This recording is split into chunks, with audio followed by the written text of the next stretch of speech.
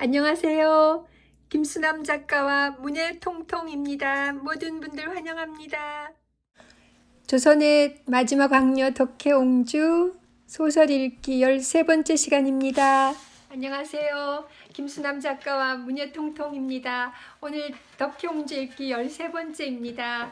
저희가 조금씩 나눠 읽다 보니까요. 13번째 영상을 올리게 됐습니다. 오늘은 332쪽에 곁에 아무도 없다입니다. 여기 이렇게 책에는 이렇게 돼 있어요. 곁에 아무도 없다. 읽을게요. 곁에 아무도 없다. 332쪽입니다. 닭기웃기는 감정을 추스를 수가 없었다. 도대체 당신이 기가 막혀 말을 하기도 힘들었다. 덕혜는 고개를 창밖으로 돌린 채 입을 꼭 다물고 있었다. 무슨 마음으로 그런 거요? 덕혜는 여전히 입을 다문 채 말이 없었다. 한바탕 소동이 일고 난 후 정혜는 병원으로 실려갔다. 도대체 이걸 어디서 구한 거요? 닭기웃기는 수면제 병을 덕혜 앞에 내던지며 소리를 질렀다. 알약이 와르르 쏟아졌다. 덕혜는 여전히 말이 없었다. 맞잡은 두 손이 몹시 떨렸다. 어떻게 자기 딸을 죽일 생각을 해? 닭기웃기가 목에 핏대를 세우며 고함쳤다. 눈에 원망이 가득했다. 죽이려 한 게 아니에요. 어찌 내가 그런 생각을 하겠어요. 그 애는 내 딸이에요. 덕혜가 조용히 입을 열었다. 미쳤군. 정말 미쳤어. 덕혜는 정확한 양을 계량해 음식과 차와 과자에 수면제를 넣었다. 결코 치사량이 아니었다. 정혜는 잠깐 동안 잠이 들었을 뿐이다.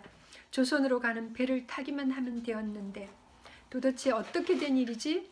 닭기웃기는 애써 화를 누르며 곁에서 머리를 조아리고 있던 미호에게 물었다. 오늘 마님이 평소와 좀 달랐습니다. 아침을 손수 사리시는 것도 그렇고 과자를 직접 구우신 것도 그렇고 또 낮잠을 주무신다고 깨우지 말라고 하신 것도 그렇고 1시간쯤 있다가 이상한 생각이 들어 2층으로 올라갔는데 닭기웃기의 음성이 조금씩 떨렸다. 마님이 마사야 아가씨를 엉거주춤 안고 서 있었어요. 창이 열려져 있었고 아마도 마님께서 마사야 아씨를 데리고 왜 말을 더듬느냐? 죄송합니다. 미호는 허리를 깊이 숙이며 더 이상 말을 잇지 못했다. 되었다. 더 이상 말하지 말게. 닭기웃기의 분노는 걷잡을 수 없이 커졌다. 차분하던 그가 성난 동물처럼 씩씩거리다가 방을 빠져나갔다. 덕혜는 눈을 감았다. 창덕궁의 후원이 신그루처럼 아른거렸다. 눈물이 볼을 타고 소리 없이 흘렀다. 덕혜는 혼자 절망했다. 세상에 떨군 단 하나의 혈육을 그렇게 포기할 수는 없었다. 어떻게 해서든 정혜를 데리고 이 소란스러운 나라를 떠나야 한다. 누구도 할 수 없다면 내가 하리라. 얼마 후 정혜가 하녀 부축을 받으며 방으로 들어오는 소리가 들렸다. 덕혜는 자리에서 벌떡 일어났다. 아래층으로 내려가는 발길이 부들부들 떨렸지만 덕혜는 힘을 주어 발을 내디뎠다. 정혜는 닭기웃기와 함께 있었다. 그녀는 덕혜를 보려고도 하지 않았다. 고개를 외로 꼰 채 덕혜의 시선을 무시했다. 고생했구나. 미안하다. 덕혜는 정혜 앞에 무릎을 꿇고 앉았다. 정혜의 조그만 손을 어루만졌다. 정혜가 황급히 손을 빼내고 이불을 끌어덮었다. 아이가 놀랐소. 당신은 올라가시오. 덕혜는 닭기웃기의 말을 무시한 채 이불을 걷어내고 다시 정혜의 손을 어루만졌다. 나 엄마 보고 싶지 않아요. 정혜가 손을 뿌리치며 악을 쓰듯 소리쳤다. 정혜야, 나를 좀 봐. 덕혜의 목소리는 너무나도 간절했지만 정혜는 귀를 막고 소리를 지르기 시작했다. 나는 이제부터 어머니와 이야기하지 않을 거예요. 어머니는 정신병자예요. 집으로 돌아온 정혜는 무서울이 많지 차가웠다. 아니야, 아니야. 덕혜는 정혜 앞에 바짝 다가 앉았다. 그러자 정혜가 다시 이불을 뒤집어썼다. 듣고 싶지 않아요. 너를 데리고 조선으로 가고 싶었어. 그뿐이야. 덕혜는 정혜를 설득할 수 있다고 생각했다. 정혜가 자신의 마음을 알아줄 거라 믿었다. 그런데 돌아온 것은 생각지도 않은 무서운 말이었다. 왜 내가 조선으로 가고 싶다고 생각해요? 조선으로 가고 싶은 건 어머니뿐이에요. 왜 나를 데려가려고 하세요? 나는 마사에란 말이에요. 아이는 이불을 떠치고 발딱 일어나 앉아 조금의 망설임도 없이 그런 말을 내뱉었다. 아, 내가 나에게 어찌 이럴 수가 있느냐 정혜야. 나는 너를 낳은 엄마다. 덕혜 엄성이 가늘게 떨렸다. 그럼 나를 낳아준 어머니가 나를 죽이려고 했단 말이군요. 어머니는 분명 미친 거라고요. 정혜는 도끼를 품은 눈길로 덕혜를 똑바로 바라보았다. 덕혜는 바닥에 힘없이 주저앉았다. 온몸이 부들부들 떨렸다. 세상이 빙빙 돌기 시작했다. 더 이상 아이와 시선을 마주할 자신이 없었다. 마사의 말이 지나치구나. 보다 못한 닭기웃기가 정혜를 타일렀다. 어찌 내가 너를 죽이겠느냐. 그런 억지스런 말을 아무렇지도 않게. 덕혜는 자신의 가슴을 쥐어뜯었다. 갈고리로 가슴을 후벼 판들 이렇게 고통스러울까. 덕혜는 정혜의 싸늘한 표정을 바라보며 몸을 떨었다. 그만 돌아가시오. 아이가 격해 있지 않소. 나중에 이야기하고 그만 돌아가시오요. 덕혜는 천천히 일어났다. 닭기웃기가 부축하려 했지만 덕혜는 조용히 그 손을 걷어냈다. 덕혜의 등 뒤에서 닭기웃기가 가장 잔인한 말을 내뱉었다. 그리고 당신 이제 사리 본별납조차 이런 거요? 그런 말도 안 되는 계획이 성공할 거라고 믿다니. 돈도 없고 국적도 없는 사람이 어떻게 조선으로 돌아가겠다는 건지. 2층으로 오르는 계단이 그리 멀게 느껴질 수가 없었다. 한 발 딛고 숨을 고르고 또 한 발 딛고 숨을 고르며 겨우 방 안으로 들어섰다. 무엇인가가 그녀의 가슴을 짓눌렸다. 수면제가 여전히 방 안에 흩어져 있었다. 덕혜는 수면제 알약을 주섬주섬 주어 입속으로 밀어 넣었다. 잠과 죽음이 뭘 다를까. 덕혜는 방 안에 흩어져 있던 알약을 모두 삼켰다. 만국의 옹지로 태어나 서러운 생을 살았지만 이처럼 서러운 적은 또 없었다. 세상에 어느 어머니가 이토록 외로울 수 있으며 세상에 어느 여인이 이토록 서러울 수 있을까. 내 곁에는 바람 소리도 머물지 않는다. 모든 것이 내 곁을 스쳐 지나갈 뿐이다. 세월이여 진정 따스한 손길을 보내줘. 내 속으로 낳은 아이마저 나를 모른다 하오. 나와 살을 섞은 남자도 나를 모른다 하오. 나를 낳은 나라도 나를 모른다 하오. 나는 부유하는 먼지처럼 이 세상 어디에도 마음을 놓을 수가 없소. 이토록 삶이 무겁다니. 이토록 고단하다니. 살아야 할 이유가 없어졌다. 희망이라는 끈도 끊어졌다. 파도가 넘실거리는 바다가 그리웠다. 차라리 바다에 몸을 던지고 싶었다. 집채만 한 파도가 넘실거리는 바다. 큰 파도가 다가오고 있다. 보기에도 아찔한 파도가 덕혜를 삼키려 다가오고 있었다. 덕혜는 조용히 몸을 이었다. 파도에 저항하지 않고 온전히 몸을 놓았다. 움켜쥘 필요도 없었다. 그저 파도가 흔드는 대로 몸을 놓았다. 죽음의 길이 삶보다 편안하구나. 덕혜는 10개의 미소를 지었다. 저항하지 않았다. 세상의 어둠이 소리 없이 덕혜를 감쌌다. 세상의 소음이 점점 아스라해졌다. 이건 또 무슨 짓이오? 닭기웃게 노한 목소리가 깃전을 울렸다. 눈앞에서 번쩍 불꽃이 일었다. 닭기웃기가 우악스럽게 덕혜의 입을 벌렸다. 미처 목구멍으로 넘어가지 못한 알약이 끈적끈적한 침과 함께 쏟아졌다.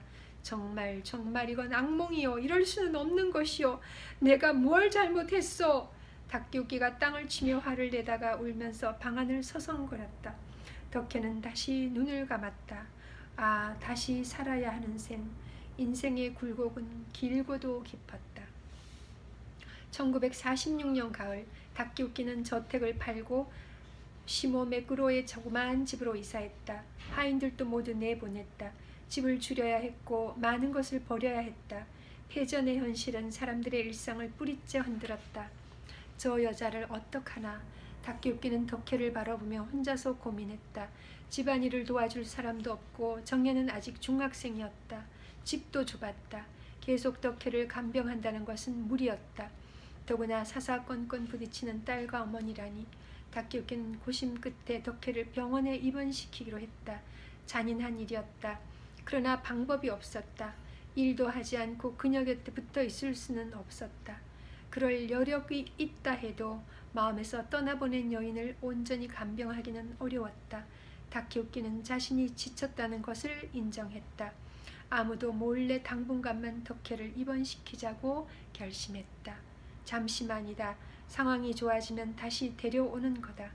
그는 도쿄에서 가장 오래된 마취자와 병원으로 덕혜를 데려갔다. 걸음걸음이 무거웠다. 그러나 덕혜와의 인연이 그렇게 끝나게 될 줄은 그때의 다키우키도 알지 못했다. 네, 요게 지금 3부의 마지막인데요. 이 챕터는 짧은데요. 이제 또 4부가 시작됩니다. 아주 오랜 시간이 흐른 뒤에야. 아까 제가 두 쪽 꼭지씩 있다가 앞에 세 꼭지를 가서 이건 지금 한 꼭지인데요. 짧으니까 뒤에 4부 같이 연이어서 읽겠습니다. 아주 오랜 시간이 흐른 뒤에야. 네, 새로운 부분 또 시작합니다. 여기 또 작은 부분에는 우리 그 덕혜옹주가 한 말이 여기 적혀 있어요. 나는 낙선지에서 오래오래 살고 싶어요. 전화 비전화 보고 싶습니다. 대한민국 우리나라. 그 덕혜옹주가 한 말 여기 적혀 있고요. 이제 여기 욕고와 사키꼬, 욕고와 사키꼬 이제 4부 첫 장입니다. 물 한 잔 마시고요.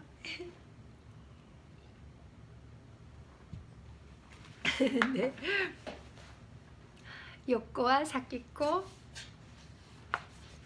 날이 쌀쌀해지고 있었다. 11월 복수는 얇은 스웨터를 하나 더 걸쳤다. 스토브 위에 얹어둔 주전자의 물 끓는 소리가 바람 소리처럼 들렸다. 으슬으슬한 한기가 올라와 자꾸만 몸이 움츠러들었다. 몸이 좋지 않았다. 미열이 나면서 머리가 지끈거렸다. 가게를 꾸리는 일도 벅찼다. 그만두고 싶다는 생각이 굴뚝 같았다. 복수는 스토브의 숨구멍을 조금 더 열었다. 우중충한 하늘에선 금세 눈이라도 쏟아질 것 같았다. 요코는 오늘 늦은 모양이다. 그녀는 지난달부터 복순의 가게에서 함께 일하고 있었다. 둘은 가족이나 다름없었다. 서로의 허물을 다 드러낸 사이. 그 사건을 겪은 후로 그들은 서로를 혈육처럼 보듬었다. 의지할 곳 없는 복순에게 그녀는 언니 같은 존재였다. 복순은 아랫배를 슬그머니 어루만졌다. 허전했다. 마치 텅 비어버린 항아리 같았다. 몸은 추스렀으나 좀처럼 기운은 돌아오지 않았다. 사키코, 오늘 내가 많이 늦었지? 미안해요. 찬바람을 몰고 욕고가 들어섰다. 거치게 숨을 몰아쉬고 있었다. 왜 그렇게 숨이 차요? 뛰어왔어요? 요코가 쌩긋 웃으며 고개를 끄덕이더니 바로 주방으로 들어갔다. 늦게 온 게 미안했던 모양이다. 그러나 소밭집은 횡했다. 손님이 눈에 띄게 줄었다. 패망을 맞은 일본 열도는 폭탄을 맞은 듯 어수선했고 무엇 하나 제대로 되는 장사가 없었다. 손님도 없는데 주방엔 뭐 타러 들어가요? 이리 나와서 얘기나 해요. 복수는 주방을 향해 외쳤다. 나는 괜찮으니까 들어가서 좀 쉬어요. 피곤해 보여. 요코가 따스한 김이 오르는 찻잔을 들고 나오며 말했다. 그녀가 근심 어린 표정으로 복순을 살폈다. 복순은 순순히 고개를 끄덕였다. 집은 불과 5분도 걸리지 않는 거리에 있었다. 가게가 한산할 때는 두어 시간 눈을 붙이러 가기도 했다. 손님도 없는데 그럴까요? 괜찮겠어요? 혼자? 요코가 보리차를 훌훌 불어 마시며 괜찮다는 듯 고개를 끄덕였다. 왜 이렇게 힘이 빠지는지 모르겠어요. 복순이 창밖으로 시선을 던지며 말했다. 왜긴 살아있는 것만 해도 다행이지. 그런 일을 버려놓고. 나 1시간만 좀 자고 올게요. 복수는 요코가 다음 말을 하지 못하도록 서둘러 일어서며 말했다. 다시 상기하고 싶지 않은 일이었다. 집으로 들어서자마자 복수는 쓰러지듯 누웠다. 헛헛함이 아늑하게 물려왔다. 마치 안기 속에 휩싸인 듯 정신이 몽롱했다. 눈을 감았다. 어머니가 생각났다. 자리에 누우면 떠오르는 얼굴. 이제는 가야 하는데, 어머니를 보러 가야 하는데. 복수는 몸을 동그랗게 구부린 채 이불을 끌어 덮었다. 그때의 일이 아직도 또렷하게 떠올랐다. 그녀는 매달리는 카토를 매정하게 뿌리쳤다. 그를 떠나 다른 지역에 정착했다. 뱃속에 그의 아이가 자라고 있다는 걸 깨달은 건 그 즈음이었다. 일본이 패망을 선언하고 카토가 무너지듯 복순의 품을 파고들던 날, 오직 그 하룻밤이었을 뿐인데 복수는 얄궂은 운명에 가슴을 쳤다. 아이를 낳을 생각은 없었다. 축복받지 못한 생명은 태어나지 말아야 한다. 더 이상 미룰 수 없었다. 복수는 마음을 굳게 먹고 며칠 동안 가게를 닫기로 했다. 아무도 모르게 처리하고 싶었다. 혼자 사는 집은 적막하고 을씨년스러웠다. 가게에서 보내는 시간이 많은 터라 늘 창문을 닫아뒀기 때문에 집안은 어둑하고 눅눅했다.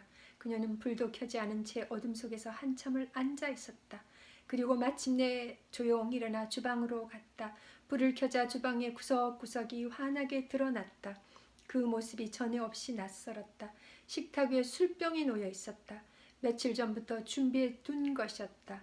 복수는 물을 마시듯 연거풀 술을 들이켰다. 속이 뜨거워지면서 화끈거렸다. 술 한 병을 다 마시고 나서야 복수는 그 일을 시작했다.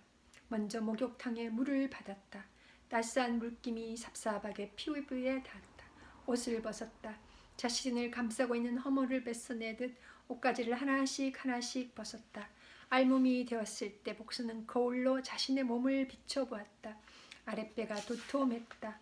그녀는 그 배를 응시하며 욕실 한 구퉁이에 미리 마련해뒀던 굵은 철사 꼬챙이를 찾아들였다. 미루고 미뤄온 탓에 꼬챙이의 엷은 녹이 쓸어 있었다. 눈물이 절로 흘렀다. 미안하다. 복수는 아랫배를 오르만지며 혼자말로 중얼거렸다.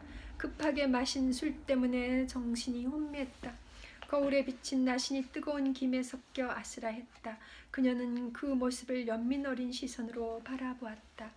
미안하다. 복수는 좁은 목욕탕 안으로 들어가 몸을 담갔다. 어금니를 깨물고 눈을 감았다. 철사 꼬챙이를 힘껏 쥐었다. 그리고 그 길고 차가운 것을 아랫도리 깊숙한 곳에 찔러 넣었다. 견딜 수 없는 고통의 신음이 사이로 새어나왔다. 아우 너무 안타깝네요. 어떡해. 뿌였던 물이 불겋게 물들기 시작했다. 물이 점점 묽어질 무렵 복수는 혼자라도 쓰러졌다. 어디선가 아이의 울음소리가 환청처럼 들렸다. 사키코상 괜찮아요? 격정에 찬 목소리가 들려왔다. 눈을 떠보니 병실이었다. 맞은편 집 여자가 복순을 내려다보고 있었다. 요코였다. 잘 정돈해 묶은 머리카락에 흰머리가 몇 가닥 섞여 있었다. 남편이 전사한 후 혼자 살고 있는 여자였다.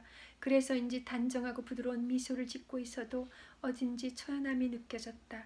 사연 많은 여자라는 걸 누가 보아도 알 수 있었다. 어떻게 복순이 몸을 일으켰다. 하지만 힘을 쓸 수가 없었다. 지독한 소독약 냄새에 머리가 지끈거렸다. 사키코상 어찌 그리 독한 마음을 먹었어요. 출혈이 심해서 죽을 뻔했어요. 욕실이 헛독 피바다였어요. 얼마나 놀랐는지 병원에 어떻게 전날을 했는지도 모르겠네. 요코는 아직도 놀란 가슴을 쓸어내리고 있었다. 미안해요. 그럴 생각은 아니었는데. 복순이 힘없이 말했다. 차라리 병원에 가서 낙태를 할 것이지 어찌. 요코의 눈에 눈물이 어렸다. 그녀는 아무것도 묻지 않았다. 복수는 그런 요코를 물끄러미 바라봤다. 미안해요. 미안하긴요. 얼마나 힘들었으면 그랬을까 생각하면 나도 가슴이 아파요. 요코는 사막같이 횡한 복순의 마음을 다독여 주었다. 복순은 한참 동안 바닥만 내려다보고 있었다. 그때 어디선가 신음 비슷한 소리가 들렸다. 복순은 고개를 들어 그곳을 바라봤다. 자세히 보니 요코 곁에 부실하게 생긴 조그만 아이가 앉아 있었다. 아이는 균형이 맞지 않은 인형처럼 자꾸만 한쪽으로 쓰러졌다. 눈동자는 작정한 곳이 없이 먼 데를 바라보고 있었고 눈꼬리에 눈물이 말라붙어 있었다. 입 주변으로 끈적끈적한 침이 흘렀다. 아이는 끊임없이 고개를 가로저었다. 초점 없는 눈동자가 불안하게 흔들거렸다. 저 아이는 누구예요? 복수는 아이에게서 눈을 뗄 수 없었다.